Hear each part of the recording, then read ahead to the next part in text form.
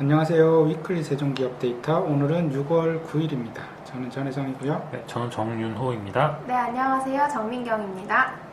오늘 말씀드릴 기업은 롯데건강개발입니다. 저는 개인적으로 금요일날 얀센 백신 맞으러 가고 목요일날 맞으시죠? 네, 저는 내일 맞습니다. 네, 백신 맞고 나면 아무래도 뭐 좀 이런 여행이나 이런 것들 많이 있는데 사실 주가로 보면 많이 올라오긴 했어요. 롯데건강개발이. 근데 그래도 좀 업사이드 있을 요인이 충분히 있다라고 좀 생각이 돼서 좀 차근차근 한번 말씀을 좀 드려보겠습니다. 만약에 이 회사의 계획대로 진행이 잘만 된다라고 하면 회사의 가치가 완전히 레벨업할 가능성이 존재한다 그렇게 생각을 하고 있는데, 일단 뭐 코로나19가 아직 완전히 종식된 게 아니기 때문에 이 회사가 숫자로 반영이 될 때까지는 약간의 좀 시간이 필요합니다. 근데 회사가 수립한 계획이 좀 나쁘지 않아서 일단 차근차근 말씀을 한번 드려보겠습니다. 자료는 롯데건강개발 홈페이지에 들어가시면 되게 자세하게 잘 나와 있거든요. 그래서 연간 자료가 하나가 있고 1분기 실적 발표 자료가 있는데 그 두 개를 좀 같이 비교해서 보시면 좀 더 좋을 것 같습니다. 저도 그 자료를 좀 기반으로 말씀을 드릴 건데, 일단 호텔 사업부터 말씀을 드리겠습니다. 호텔 사업 객실 점유율을 보통 OCC 이렇게 많이들 표현을 하는데 굉장히 빠르게 올라오고 있습니다. 제주도에 드림타워 이렇게 두 타워가 이렇게 건설이 되고 있는데, 일단 먼저 한계타워를 먼저 오픈을 했다고 해요. 네. 한계타워에서 12월에 오픈을 했는데, 작년 연말 12월 달에는 코로나가 이제 확진자가 막 1000명씩 이렇게 올라가는 사이클이어서 조금 좀 슬로우하게 시작을 했습니다. 1월에는 점유율이 한 19%, 2월에는 38%, 3월에는 44% 이렇게밖에 올라오지 않았는데 4월, 5월, 6월 이렇게 좀 점유율이 계속 올라오고 있고, 여름 휴가 기간에는 거의 벌써 풀 부킹이 되어 있다고 해요. 근데 홈쇼핑에서 저도 사실 보긴 했는데 이 상품을 좀 판매를 했거든요. 네, 완판됐다고 합니다.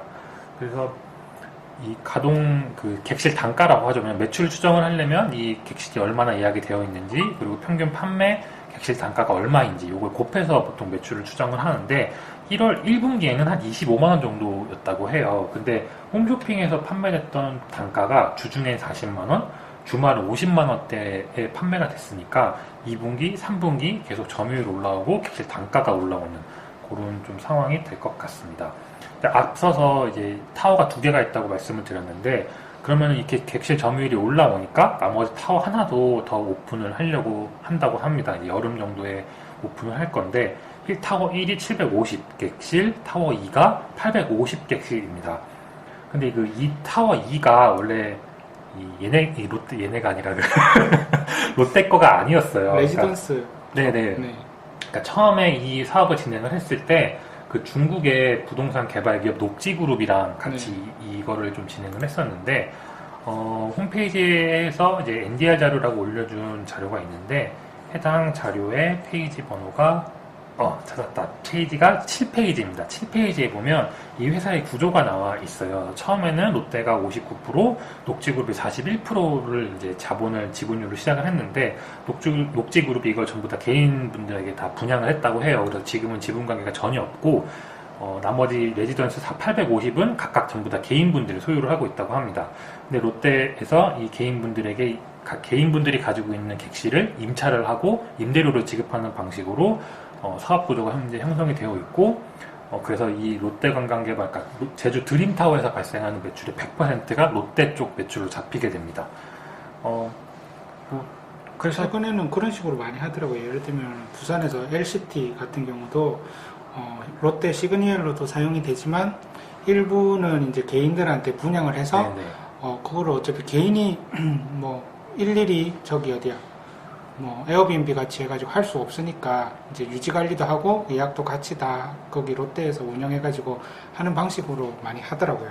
이 수익률도 짭짤하더라고요. 이게 보시게 되면 분양가의 5% 확정 수익 플러스 숙박 24일 하거나, 아니면은 분양가 6%에서 이제 확정 수익 이렇게 받는 건데, 요즘 6% 확정 수익 받는 게 사실 거의 없잖아요. 이렇게 지금 현재 짜여져 있습니다. 근데 앞서서 이제 회사가 완전히 레벨업 될 가능성이 존재한다라고 말씀을 드렸는데, 사실 그건 호텔 쪽 사업보다는 카지노 쪽 사업입니다. 카지노가 이제 외국인 전용 카지노를 오픈을 했는데, 많이들 질문을 하셨던 게 이제 GKL이나 파라다이스 걔네들 실적으로 넘어갈 수 있겠냐, 뭐 경쟁되는 게 아니냐, 뭐 겹치는 거 아니냐 이런 이야기들이 많이 있었는데 롯데 쪽에서는 그 신화월드의 그 사업 모델을 좀 그대로 따 가지고 간다고 해요. 그래서 마카오가 카지노가 성장을 할 수 있었던 배경은 정캣이라는 그런 그 중개상이라고 해야 되나 그런 뭐라고 하여튼 정캣이라는 그런 대리점 중개상 이런 회사 그런 업체들이 있는데 여기서 영업을 해주면 그 이제 해갖고 오면 일정 정도 수수료를 내고 이제 고객을 모집하는 그런 방식인데 신화월드가 그 한국에 한 번도 방문하지 않았던 중국 VIP를 대상으로 엄청 이런 모집을 많이 했다고 합니다.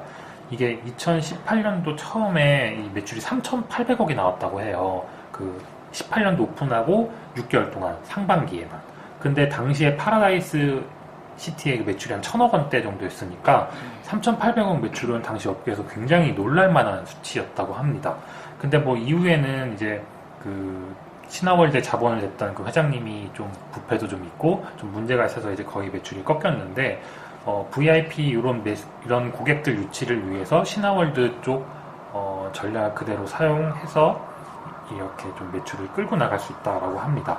그러면은 그게 과연 얼마나 이 롯데가 좀 매출을 가져갈 수 있냐 이렇게 좀 보는데 그 해당 자료 15페이지에 보면 그게 장료가 나와 있게 됩니다. 그 카지노는 보통 보면 그 테이블이 이렇게 있잖아요. 그래서 이 테이블당 이제 얼마나 매출이 나올 수 있는지가 중요한데 왜냐면 뭐 테이블 대수에 곱하기 이 평균 나오는 매출을 곱하면 이제 그런 식으로 매출을 추정을 하게 되는데 GKL이랑 파라다이스가 가지고 있는 그런 테이블 머신당 1 매출이 13년도부터 18년도까지 5년 평균 매출이 643만 원이었다고 합니다. 요 1평균 매출을 롯데가 가지고 있는 그런 캐파라고 해야 되나요? 그런 테이블에 대입을 하게 되면 한 3,900억 정도 매출이 발생을 한다고 합니다. 근데 18년도 상반기에 제주 신화월드가 같은 방식으로 매출을 추정을 하게 되면 1매출이 1,950만 원이고 요거를 롯데에다 적용을 시키면 한 1조 원 정도 매출이 나온다고 하니까 정말 뭐 지금 연간 매출액이 코로나 때문에 많이 줄어들었긴 한데 그래도 매출이 1조 원이 나온다라고 하게 되면 회사 기업 가치가 완전히 바뀔 수 있는 그런 가능성이 있어서 한번 소개를 한번 드려봤습니다. 사실 저도 2019년경에 롯데관광개발 IR을 들은 적이 있었는데요. 그래서 그때 팀장님이랑 같이 갔었는데 무슨 말씀을 하셨냐면 솔직히 말씀드리면 그때는 IR 느낌이 아니라 약간 그 호텔 분양 네, 그런 분양하는 약간 그런 사업성을 그렇게 좀 맥락을 잡아서 투자자 입장에서 들었을 때는 우리는 기업을 보고 들어갔는데 약간 호텔 분양을 받아야 할 것만 같은 이제 그런 느낌으로 갔다가 코로나가 터져서 회사가 잘 괜찮나 이런 생각을 했었는데 지금 얘기를 들어보니까 완전 예상과 다르게 너무 좋아진 것 같습니다. 어떻게 보면 그게 코로나 때문일 수도 있는 거죠. 이게 뭐 국내 관광객들이 이제 해외 관광객들이 못 들어오니까. 근데 해외 관광객들은 어쨌든 경쟁을 해야 되는 회사들이 엄청 빠방한 회사들이잖아요. 뭐 파라다이스랑도 경쟁을 해야 되고 기존에 엄청 잘하고 있는 회사랑 경쟁을 해야 되는데 얘들은 그런 다른 업체들에 비해서 제주도라는 장점이 있으니까 지금 제주도는 숙소가 없어서 난리인데 그거를 잘 이용한 게 아닌가 초반에 안착하기 위해서.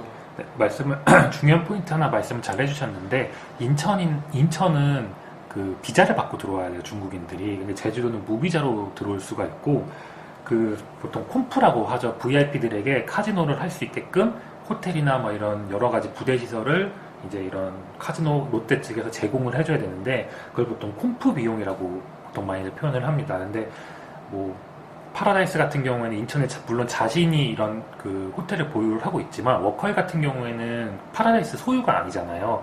그래서 통으로 그 호텔을 빌렸는데 VIP들이 안 오면 그 비용만 나가고 그렇죠.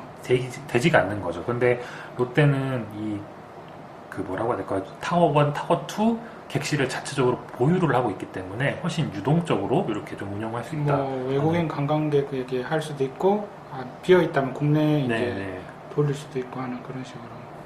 네, 그래서 그렇게 좀 말씀을 드렸고 이게 당장 뭐 이게 뭐 숫자로 확 찍히는 건 조금 시간이 걸릴 수 있어요. 그래서 이 기대감 때문에 주가가 좀 먼저 올라온 경향은 좀 없지 않아 있는데 근데 만약에 신화월드처럼 정말로 이게 숫자가 이렇게 찍히게 된다라고 하면 회사가 한 번 더 관심을 받을 수 있지 않을까 그렇게 생각이 돼서 소개를 한번 드려봤습니다.